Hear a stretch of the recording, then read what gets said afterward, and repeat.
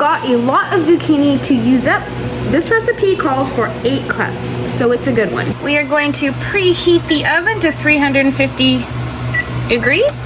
You get out a baking dish. It calls for a 9-inch pan, but I like this one. I have no idea how big it is. A 2-hander, 2 hands wide. I am spraying it with some non-stick cooking spray. Zucchini goes into the bottom, like that. That's a lot of zucchini. Make your family eat all that extra zucchini you grew. Stuff them full of it. I was going to sprinkle the zucchini with the everything bagel mix, but I can't find where I put it. So we're getting this Montreal steak seasoning. This is really good. Put it on everything, everything. My high-tech method of cooking.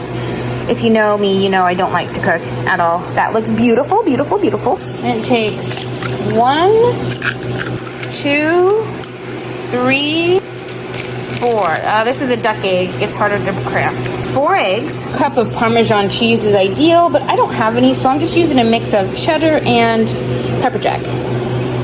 Just gonna put about a 1/4 cup in there and whisk it together. If you have non-dairy family or friends, you can also use this sort of a cheese. Over the zucchini, we're gonna add the rest of this cheese. You wanna just sprinkle it on? It's a little bit more than you probably want, but since I grated it, I'm gonna use it.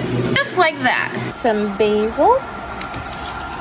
Some basil to the top. If you don't have fresh basil, just put in about a teaspoon of dried basil. So I'm gonna add 4 cloves of minced garlic. So mix this up. And over the top she goes. I just kind of spread it around and try to make sure the entire top is covered with some of the egg mixture.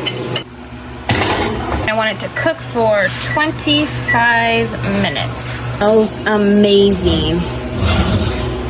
I'm gonna set it here to cool. Right, let's dish some up.